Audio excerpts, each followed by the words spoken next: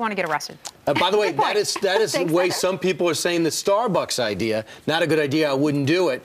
I kind of am intrigued by it. Right. So Starbucks, the CEO there, Howard Schultz, decided that, and after placing a full ad in the New York Times and USA Today, saying, "Shall we overcome?" was the headline of that, and "Race Together" was hashtag there. He's offering his employees the chance to write, you know how they write your name on the cup? Yeah. To write this, hashtag Race Together, and give the employees there, nearly 200,000 workers, the opportunity to talk about race as they hand you your flat white. Yeah, you know what? And he put out a video, and he says in the video, people say, "Howard, this is not a subject we should touch."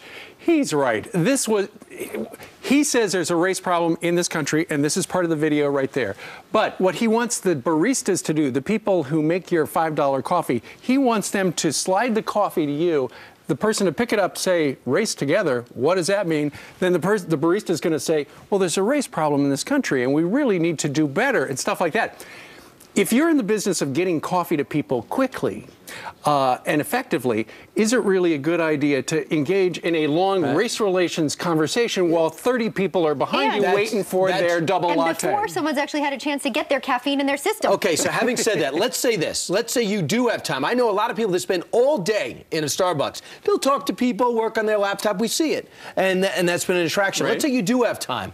Is it okay to talk with strangers? Hey, guys, they want us to talk about race. Is it okay to sit around with 6 or 7 people, if you do get your coffee and there's no line, and talk about race? But how much pressure does it put on the employees there to then write it on the cup or not? If you don't write it on the cup and put hashtag Race Together, are you saying you don't want to talk about race? It's an interesting discussion. Right. Do you want but should we talk about it? I think it's a good idea. This is a guy trying to solve major problems. Like we have a water issue around the world. He's trying to do that. We have another issue with jobs. He tried to do a jobs program with bracelets. He doesn't shy away from the big issues, I think is what you're saying. I think it's a good approach. Here's the question, though. Is the barista, the coffee maker, the person who can actually answer these questions? On hotair.com, I saw, you know, he wants to engage in questions, Howard Schultz does.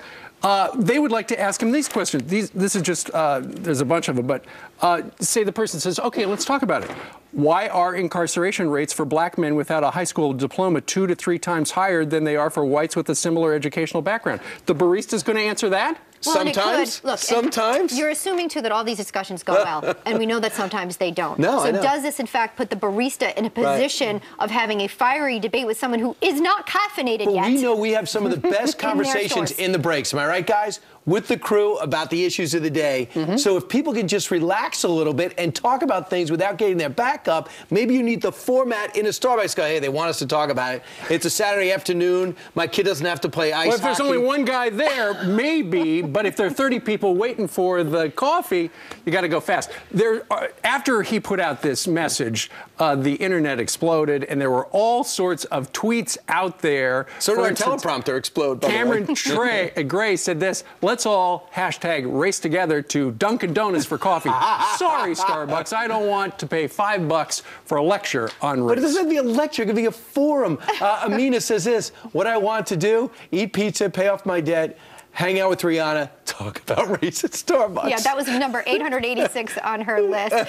You have been writing us about this all morning long. Jennifer on Facebook writes this: can we just get a cup of coffee without drama? But listen, with you. But I mean, I like this. So I like here's where Catherine Russo says this: I don't want to discuss our race relations with the person I do not know, serving my coffee while I'm rushing out and going to make a living. Okay, I should point out, we do get Starbucks coffee here because the Starbucks is the closest. Did they write on our cup? I wrote on my cup. I don't know if you can zoom in to see the message that I have today for Starbucks.